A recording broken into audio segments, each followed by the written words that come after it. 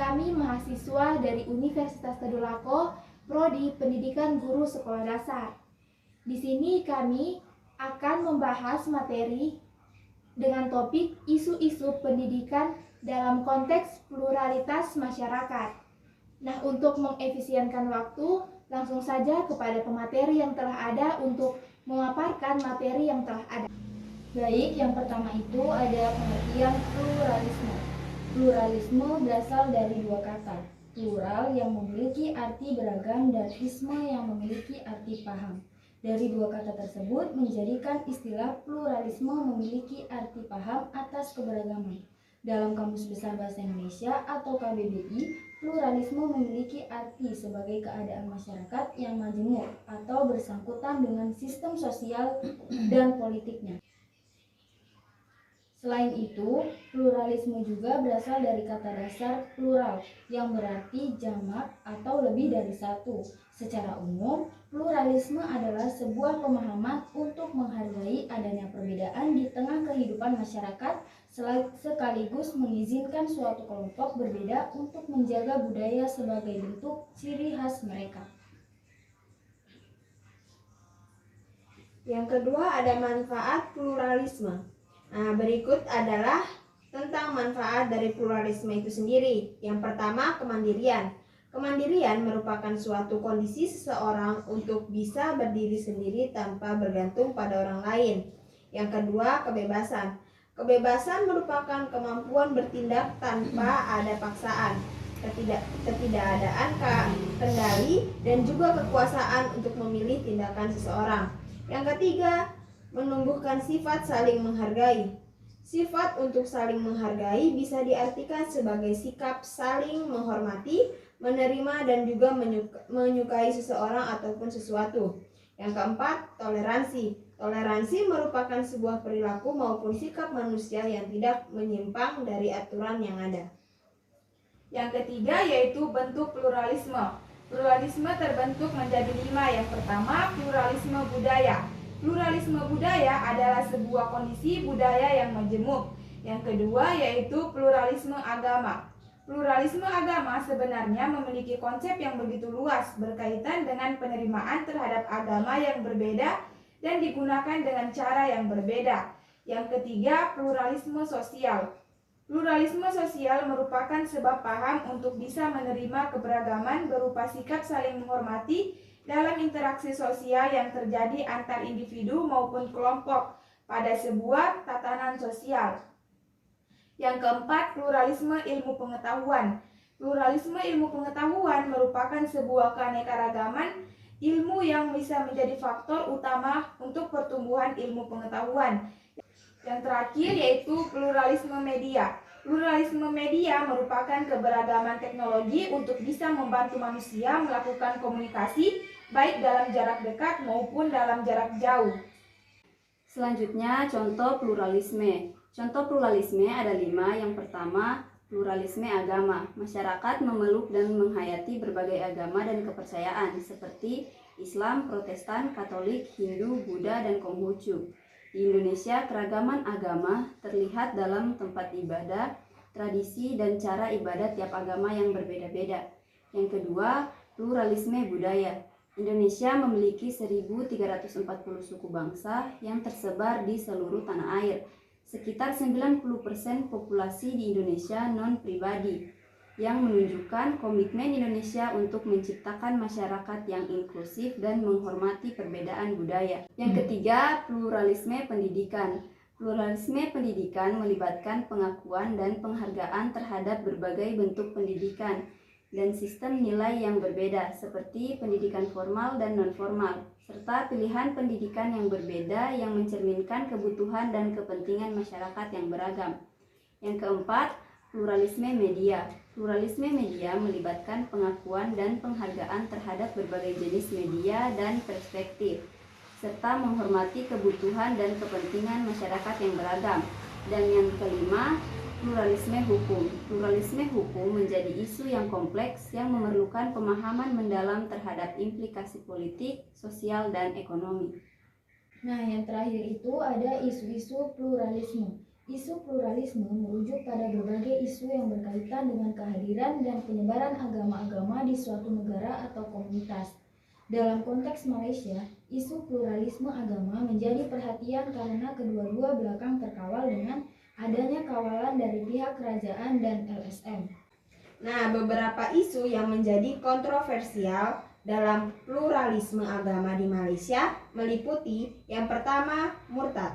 Murtad adalah isu yang menjadi perhatian karena kedekatan dengan hukum syariah 121 yang menyatakan bahwa individu dapat mewakili agama mereka tanpa kebenarannya. Selanjutnya yang kedua yaitu apostasi. Apostasi adalah isu yang menjadi perhatian karena kedekatan dengan hukum syariah yang menyatakan bahwa individu dapat mewakili agama mereka tanpa kebenarannya. Dan yang terakhir, kalimat Allah. Kalimat Allah merupakan isu yang menjadi perhatian karena hubungannya dengan hukum syariah 121 yang menyatakan bahwa individu dapat menggunakan nama Allah dalam ucapan politik, perayaan, perkongsian, dan acara keagamaan. Baik, itulah pemaparan materi dari para pemateri. Berikutnya berdasarkan materi yang sudah dipaparkan, apakah dari teman-teman ada yang mempunyai pertanyaan? Pertanyaan saya, bagaimana pendidikan dapat mengakomodasi pluralisme masyarakat? Baik, kepada pemateri yang mungkin sudah memiliki jawaban mengenai pertanyaan dari saudari Mita, dipersilahkan untuk menjawab. Baik, di sini saya akan menjawab pertanyaan dari saudari Mita. Pertanyaannya, bagaimana pendidikan dapat mengakomodasi pluralisme masyarakat? Pendidikan dapat mengakomodasi pluralisme masyarakat dengan cara-cara berikut. Yang pertama, meningkatkan pemahaman dan kesadaran akan pentingnya pluralisme. Pendidikan dapat mengajarkan kepada masyarakat tentang pentingnya perbedaan dan bagaimana menghargai perbedaan tersebut. Hal ini dapat dilakukan melalui berbagai mata pelajaran seperti pendidikan kewarganegaraan, sejarah, dan budaya. Yang kedua, membangun keterampilan komunikasi dan kerjasama antar budaya. Pendidikan dapat mengajarkan kepada masyarakat keterampilan komunikasi dan kerjasama antar budaya. Hal ini dapat membantu mereka untuk berinteraksi dengan orang-orang dari budaya yang berbeda dengan cara yang positif dan produktif. Sekian dari saya. Baik, itulah jawaban dari pemateri mengenai pertanyaan dari saudari Mita. Oke, baik, di sini saya ingin menambahkan sedikit terkait dengan pertanyaan dari saudari Mita tadi, di mana bunyi pertanyaannya itu bagaimana pendidikan dapat mengakomodasi pluralisme masyarakat. Jadi menurut saya pendidikan dapat mengakomodasi pluralisme masyarakat dengan menerapkan pendekatan inklusif dalam kurikulum, mengakui dan menghargai keberagaman budaya, agama, dan nilai-nilai. Selain itu, melibatkan berbagai pihak dalam pengambilan keputusan pendidikan dapat memperkuat representasi pluralistik dan memastikan keadilan dalam penyampaian materi pelajaran. Baik, hanya itu. Terima kasih. Baik, itulah jawaban dari pemateri dan pemateri yang telah menambahkan. Di sini saya dapat menyimpulkan bahwa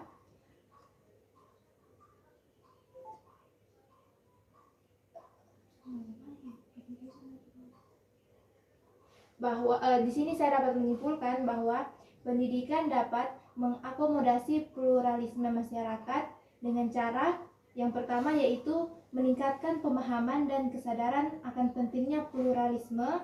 Yang kedua, membangun keterampilan komunikasi dan kerjasama antara budaya. Dan yang terakhir yaitu mengembangkan rasa toleransi dan inklusi. Berikutnya saya kembalikan Baik, kepada pemateri jawabannya sudah sangat jelas. Terima kasih. Baik, berikutnya kepada teman-teman yang mungkin juga memiliki pertanyaan, dipersilahkan untuk memberikan pertanyaan. Oke, di sini pertanyaan saya, apa tantangan utama yang dihadapi dalam menerapkan prinsip pluralisme dalam konteks globalisasi dan interkoneksi global? Baik, itulah pertanyaan dari saudari Asti. Kepada teman-teman pemateri yang sudah memiliki jawaban, langsung saja dipersilahkan untuk menjawab. Nah, baik, di sini saya akan menjawab pertanyaannya Asti, yaitu pertanyaannya tantangan utama yang dihadapi dalam menerapkan prinsip pluralisme dalam konteks globalisasi dan interkoneksi global. Nah, di sini ada beberapa, yaitu yang pertama perbedaan nilai dan budaya. Globalisasi telah menyebabkan semakin meningkatnya interaksi antara budaya yang berbeda. Hal ini dapat menimbulkan konflik jika tidak dikelola dengan baik. Misalnya, perbedaan nilai-nilai agama dapat menjadi sumber konflik antara kelompok agama yang berbeda. Yang kedua, penyebaran informasi yang tidak akurat. Globalisasi juga telah menyebabkan semakin mudahnya penyebaran informasi. Informasi yang tidak akurat dapat menimbulkan kesalahpahaman dan prasangka antara kelompok yang berbeda. Misalnya, informasi yang salah tentang suatu agama dapat menimbulkan kebencian terhadap penganut agama tersebut. Kemudian di sini saya tambahkan sedikit terkait dengan pertanyaan saudari Asti tadi, di mana bunyi pertanyaannya itu, apa tantangan utama yang dihadapi dalam menerapkan prinsip pluralisme dalam konteks globalisasi dan interkoneksi global? Tantangan utama dalam menerapkan prinsip pluralisme dan konteks globalisasi ini yaitu ketidaksetaraan ekonomi, dan akses terhadap sumber daya juga dapat menjadi hambatan untuk mencapai kesetaraan dalam masyarakat yang beragam secara kultural. Baik, itulah jawaban dari pemateri.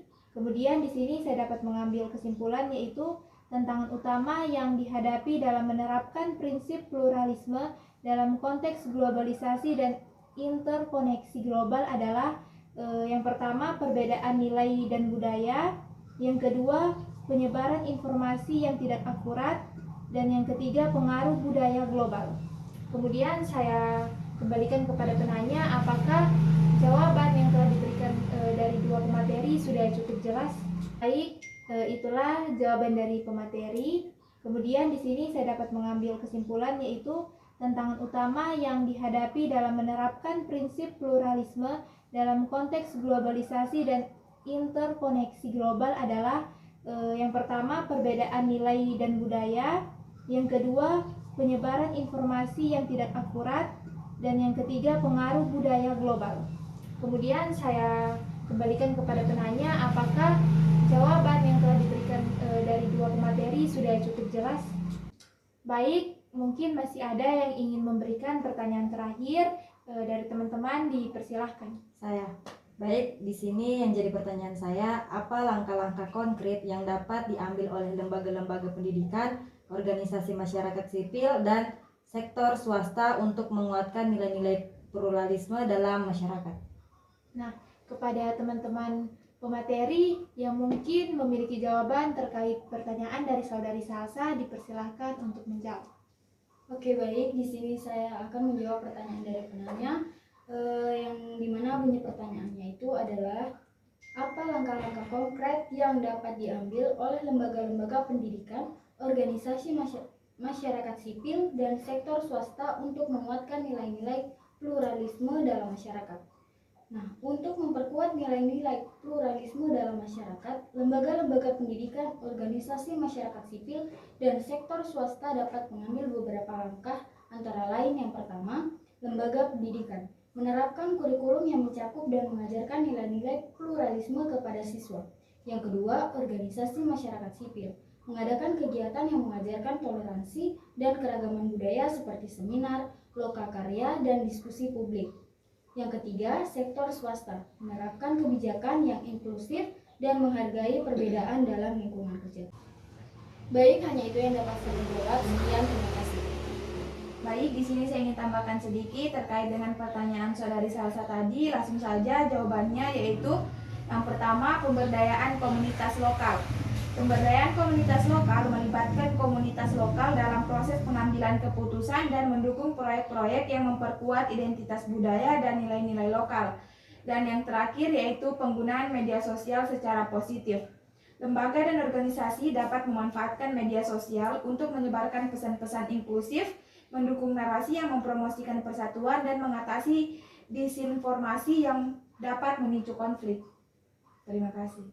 Baik, itulah jawaban dari kedua pemateri, di mana saya di sini dapat menarik kesimpulan, yaitu langkah-langkah konkret yang dapat diambil oleh lembaga-lembaga pendidikan, organisasi sipil, dan sektor swasta untuk menguatkan nilai-nilai pluralisme dalam masyarakat, yaitu yang pertama, menerapkan kurikulum dalam lembaga pendidikan, Yang kedua, mengadakan kegiatan yang mengajarkan toleransi dan keragaman budaya. Dan yang terakhir yaitu menerapkan kebijakan yang inklusif dan menghargai perbedaan dalam lingkungan kerja. Kemudian saya kembalikan kepada penanya, apakah jawaban yang telah diberikan oleh kedua pemateri sudah cukup jelas? Baik, jawaban dari pemateri sudah sangat jelas. Saya ucapkan terima kasih. Baik, itulah pemaparan materi dari kami dengan topik isu-isu pendidikan dalam konteks pluralitas masyarakat. Di sini saya dapat menarik kesimpulan bahwa pluralisme secara umum adalah sebuah pemahaman untuk menghargai adanya perbedaan di tengah kehidupan masyarakat sekaligus mengizinkan suatu kelompok berbeda untuk menjaga budaya sebagai bentuk ciri khas mereka. Adapun manfaat dari pluralisme yaitu yang pertama kemandirian, yang kedua kebebasan, yang ketiga menumbuhkan sifat saling menghargai, dan yang terakhir toleransi. Berikutnya yaitu bentuk pluralisme. Yang pertama ada pluralisme budaya, agama, sosial, ilmu pengetahuan, dan pluralisme media. Berikutnya yaitu contoh pluralisme. Yang pertama ada pluralisme agama, budaya, pendidikan, media, dan juga hukum. Yang terakhir yaitu isu-isu pluralisme, yaitu mencakup murtad, kalimat Allah, dan juga apotasi. Kami akhiri dengan ucapan Wassalamualaikum